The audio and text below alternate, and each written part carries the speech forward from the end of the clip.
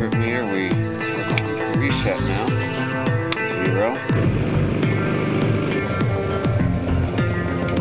783.9 miles. So Billy got a food allergy. It's time to smoke.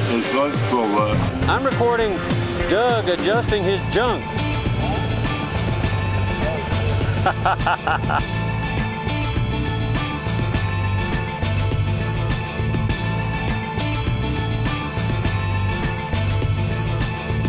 So at like 6:55 p.m.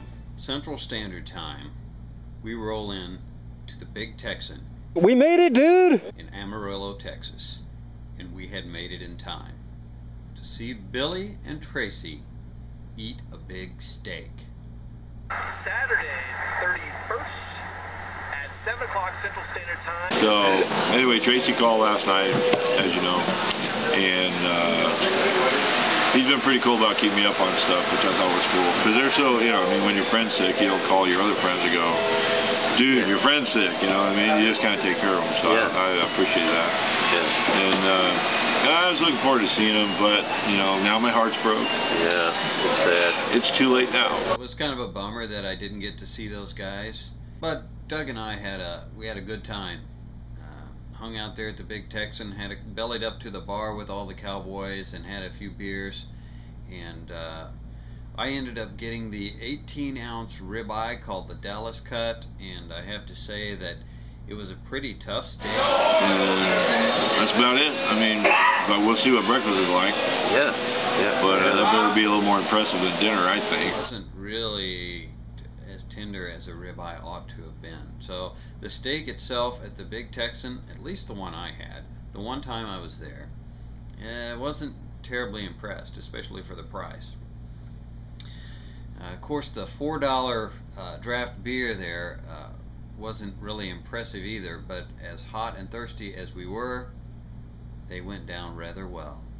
I probably would have paid $40 for a draft beer when we rolled in from the highway. A couple of sweaty, stinky bikers roll in.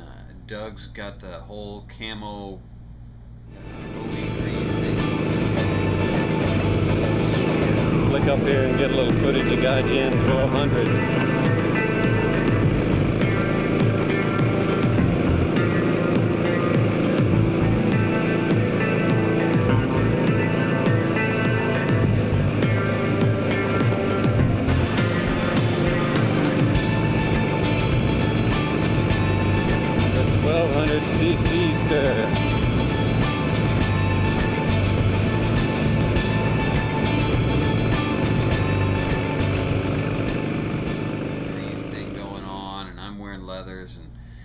Chaps at that point in my riding gloves, and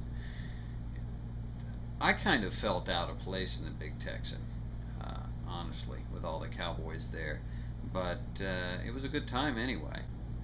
So Gaijin 1200 and I, in 13 hours, rolled into the Big Texan, and I had accomplished the goal that I had set out to accomplish.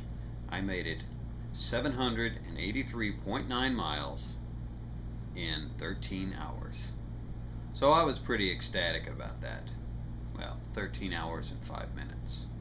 Now I knew this wasn't a qualifying run for an iron butt ride, but that was the goal I had set. For those of you that don't know, as I said before, the difference between 500 and 800 miles is night and day.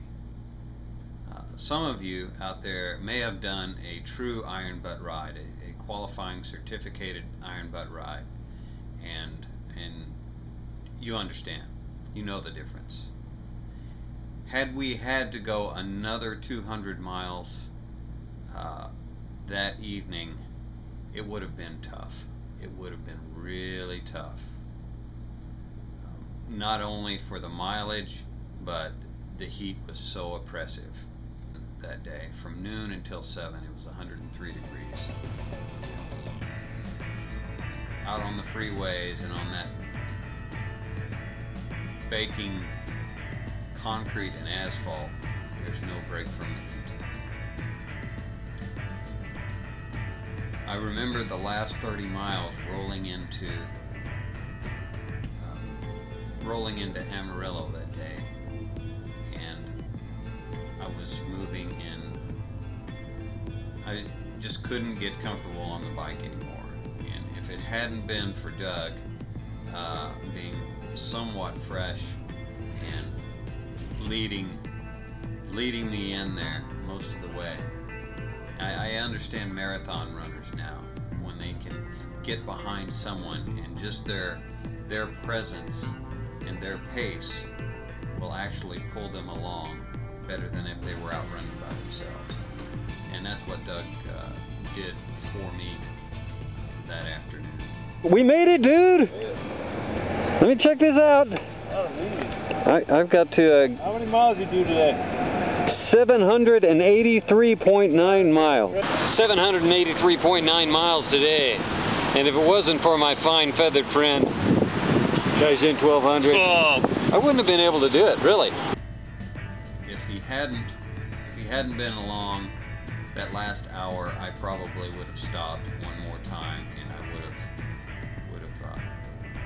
rested for a half an hour or maybe more. I don't know. I may have stopped completely.